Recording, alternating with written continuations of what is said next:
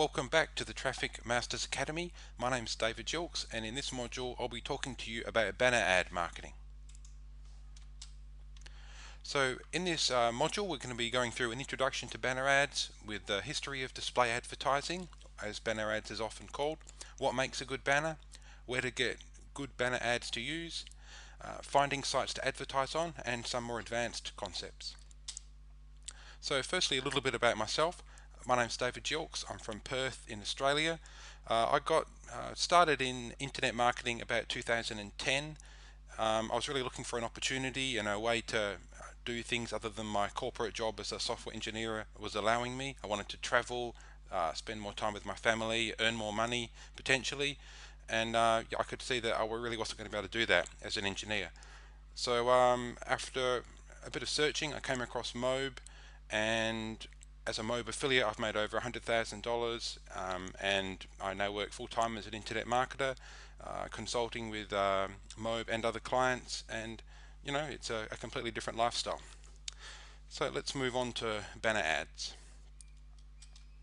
So a history of display advertising. Banner ads and display advertising has been around since the internet first started, really. It first appeared in the 1980s on the really basic primitive internet, and became popular in the 1990s as the web expanded and graphics capabilities became more prominent, and people could see that they could use direct response principles that were used in like magazines and print that could easily be moved over to the internet. So the market for banner ads was valued at $7.7 billion in 2012, and that's projected to $10.2 billion for 2014.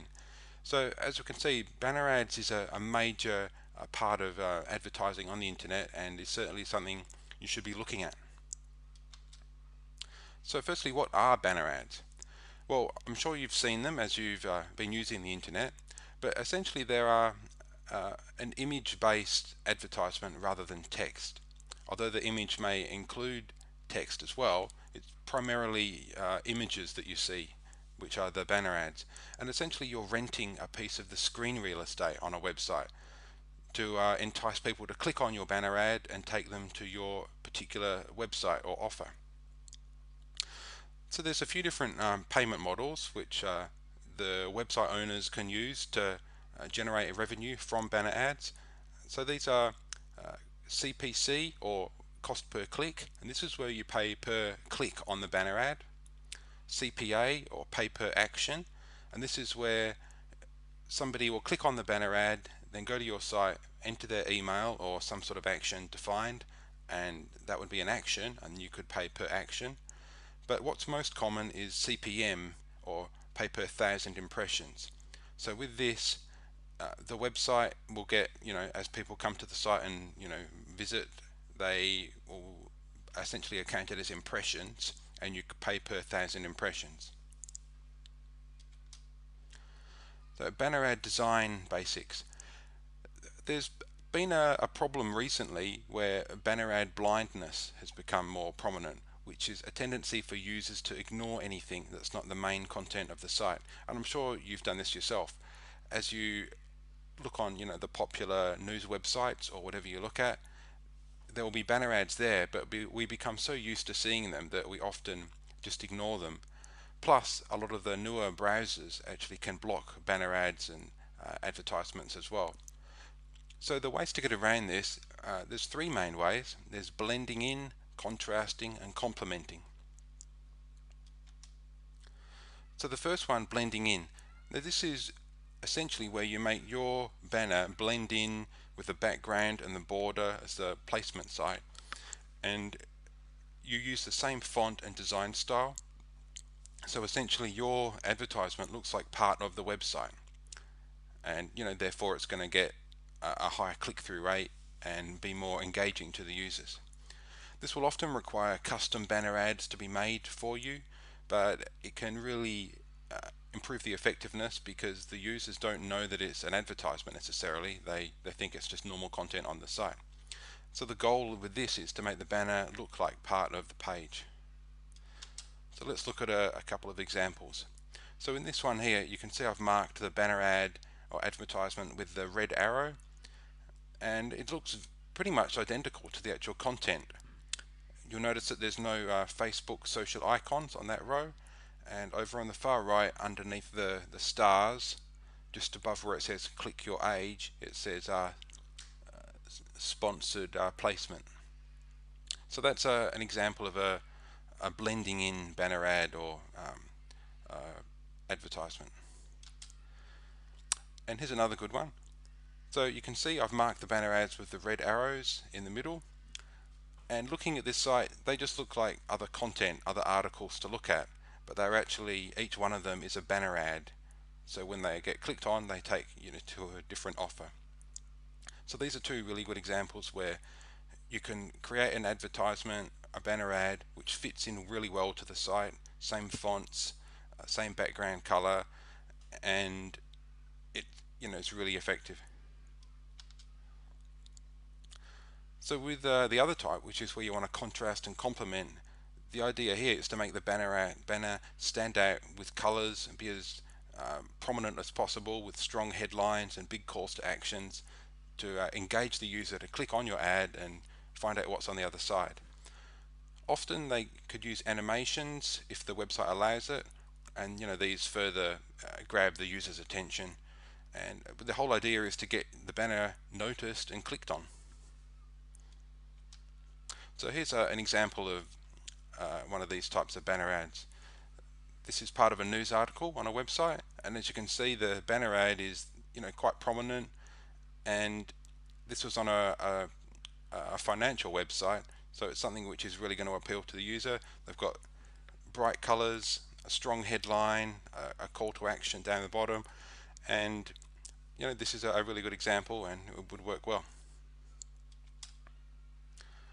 So basic banner ad design principles or ideas, we can do like animations with Flash software and also GIFs. You don't need to do these yourself, of course. There's developers which can be done, or you can use the ones provided with your affiliate program. Often they can have really high resolution logos for branding. I'm sure you've seen some of those around. But what also works well is what's called a ghetto design, which is where it's essentially really basic. You can even do these yourself, and I'll show you some examples of these in further videos. And all of these principles work. It just depends on your particular sales funnel, what your offer is, the site you're advertising on, and what visitors to the websites are going to be used to seeing and what will grab their attention. But what's most important is to have good ad copy. The ad copy on the banner is what's really going to increase the click-through rate and profitability. And the best place to start is to match the landing page with the headline. So whatever page you're taking them to, if it's a straight affiliate offer, for instance, there'll be some sort of headline on the page. You could just find a banner provided by the program which matches that headline. It may even be the exact wording, or cut down to be perhaps 7 words or so. And that is the type of banner which is going to appeal to the user, so they click on it to find out what's on the other side, and then when they see the landing page really matches the headline, they're going to feel they're in the right place, and they're not going to be scared off, and they're more going to be likely to add their email and find out what's on the other side of your landing page. So with the banner ad copy, it's good to follow what's called the ACC formula, and this is attention. Firstly, you want to grab their attention. You want them to notice your banner ad. This is especially important with the style where you're going to contrast and complement and make your banner pop out on the page. So you want to grab their attention so they actually notice it. And in your banner ad copy, you really want to grab curiosity, because once they notice your page, you want them to find out what's on the other side. The whole idea of the banner is to get a click onto your website. And with the actual click, the call to action, you want the call to action to be as strong as possible. Some banners, if they're not made by a copywriter or a marketer, for instance, they may not even have a click here or call to action at all.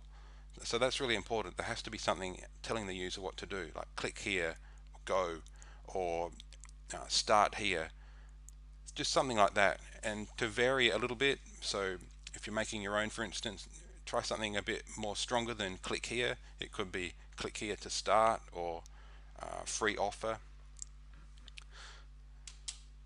And here are the most common banner ad sizes, which you will see around, and these are provided by most affiliate programs. So at the top there's the 728 by 90, that's called a leaderboard, and the others are really popular ones that you can see on websites. The 320 by 50, that's actually one commonly used to display on tablets and mobile phones, and the others you'll see in lots of places as well. But there's lots more banner ads. So this is the full size list. Occasionally some sites may have slightly different sizes, but these are pretty much the standard worldwide. So as you can see, there's quite a lot of them. Okay, thanks for this video, and I'll see you in the next one.